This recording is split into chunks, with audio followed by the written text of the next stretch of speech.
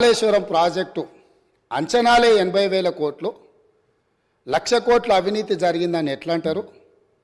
వీళ్ళు లీడర్లు కాదు, వీళ్ళు రీడర్లు, రాసిచ్చింది మాత్రమే చదువుతారని చెప్పి ప్రజల్ని మభ్యపెట్టడానికి శాయశక్తుల్లో వాళ్ళ కుటుంబం అంతా ప్రయత్నం చేసిండ్రు.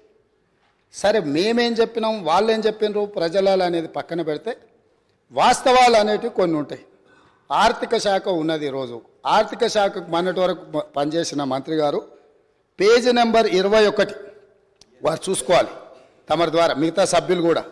ఇప్పుడు ప్రభుత్వం ఇచ్చిన నివేదిక ఏదైతే ఉందో పేజీ నెంబర్ 21లో ప్రభుత్వ హామీతో ఎస్పీవీల ద్వారా సేకరించబడి ప్రభుత్వమే చెల్లింపులు చేయబడతాయి అని చెప్పిన దాంట్లో మొట్టమొదటి Kaleshwaram irrigation project corporation limited sanctioned loan 97,000 కోట్ల 449 97,449 కోట్ల రూపాయలు రుణం మంజూరైంది.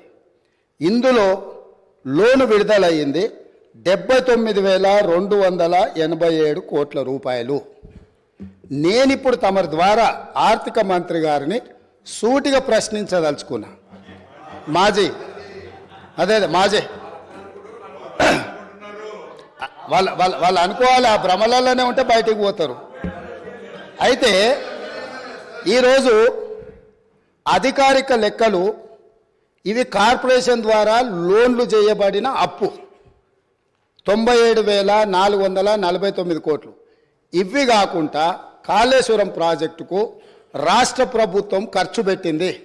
వాటి వివరాలను కూడా తీసుకొని మేము ఇస్తాము.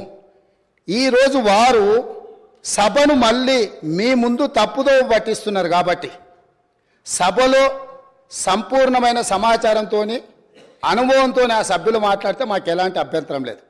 కానీ ఈ సభ ద్వారా తెలంగాణ రాష్ట్ర ప్రజలని తప్పుదోవ పట్టించి కాళేశ్వరం అద్భుతం అని చెప్పుకునే ప్రయత్నం ఏదైతే చేస్తుండ్రో, ఈ సభ ఇచ్చిన అవకాశాన్ని దుర్వినియోగం చేయడం అనేది ఇది దుర్మార్గమైన చర్య. కాళేశ్వరం ప్రాజెక్టు పూర్తి అంచనాలు నేను ఆర్థిక శాఖకు ఆదేశాలు ఇచ్చిన. రేపు మా సాగునీటి పారుదల శాఖ మంత్రి గారు మాట్లాడేటప్పుడు టోటల్గా వేసిన అంచనా ఎంత, అందులో కార్పొరేషన్ పేరు మీద మంజూరైన లోన్లు ఎంత, మంజూరైన లోన్ల నుంచి ఇప్పటి వరకు వినియోగించుకున్న నిధులెన్ని, అదేవిధంగా రాష్ట్ర ప్రభుత్వం తన బడ్జెట్ నుంచి ఖర్చు పెట్టిన నిధులెన్ని, వీటన్నిటిని వివరాలను మళ్ళీ అక్కడ చెప్తాం.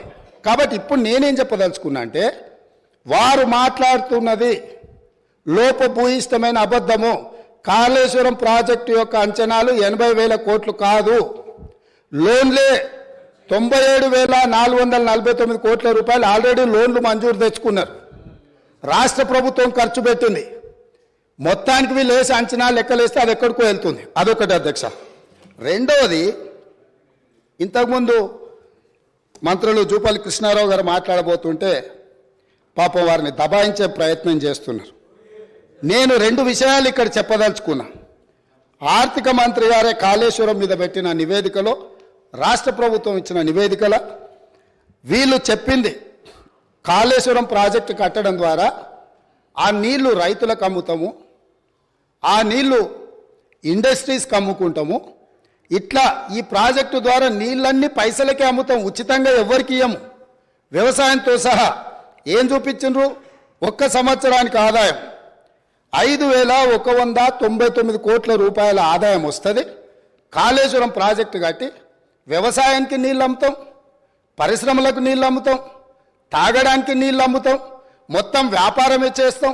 మా ప్రభుత్వం ఉన్నదే వ్యాపారం చేయడానికి. మా ప్రభుత్వం సేవ చేయదు, మా ప్రభుత్వం ప్రజలకు సహాయం చేయదు, వ్యాపారం చేస్తాము. ఆ వ్యాపారం ద్వారా 5,199 కోట్ల రూపాయల ఆదాయం వస్తుందని చూపించి వీళ్ళు ఈ అప్పులు చేసింది. ఈ సంతకాలు పెట్టింది ఎవరు? ఈరోజు అక్కడ కూర్చొని మాట్లాడుతున్న మాజీ ఆర్థిక మంత్రి గారు. ఇది మొదటి విషయం. రెండవది, మిషన్ భగీరథ. మిషన్ భగీరథ మీద కూడా ఈరోజు మేము ఇంటింటికి నల్లాలు ఇచ్చినాం. అసలు మీరు పుట్టినప్పుడు ఇటు ఉన్నోళ్ళని అందరిని అడుగుతున్నా, వారిని కూడా అడుగుతున్నా. 2014 కంటే ముందు మనం మంచినీళ్ళు తాగలేదా అధ్యక్ష? మన గ్రామాలలో నల్లాలు లేవా? మన గ్రామాలలో నీళ్ళ ట్యాంకులు లేవా? వీరొచ్చినాకనే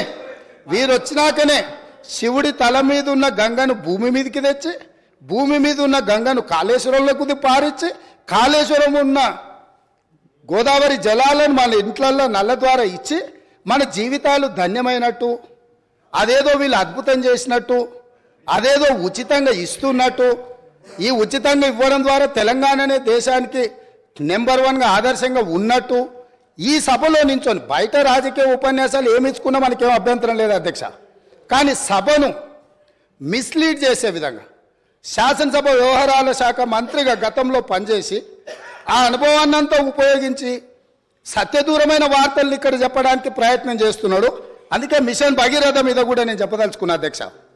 ఇది 2019-2020 సంవత్సరంలో వీళ్ళు రూరల్ హౌస్ హోల్డ్కి అమ్మడం ద్వారా 1030 కోట్లు సంపాదిస్తామని, మున్సిపల్ కార్పొరేషన్లో ఉండే ప్రజలకు నీళ్ళు అమ్మడం ద్వారా 169 కోట్లు సంపాదిస్తామని, అదేవిధంగా మున్సిపల్ రిక్వైర్మెంట్ ఇతర అవసరాలకు 360 కోట్లు సంపాదిస్తామని, అదేవిధంగా ఇండస్ట్రియల్ అవసరాలకు అంటే పరిశ్రమల అవసరాలకు అమ్మి 4147 కోట్ల రూపాయలు, మొత్తం కలిపి 5706 కోట్ల రూపాయలు ప్రతి సంవత్సరం మిషన్ భగీరథ మీద మాకు ఆదాయం వస్తుంది, మేము ఈ ఆదాయం ద్వారా మీకు అప్పులు తిరిగి చెల్లిస్తామని చెప్పి ఈరోజు బ్యాంకులను మభ్యపెట్టి తప్పుడు నివేదికలు ఇచ్చి లోన్లు తెచ్చిండ్రా?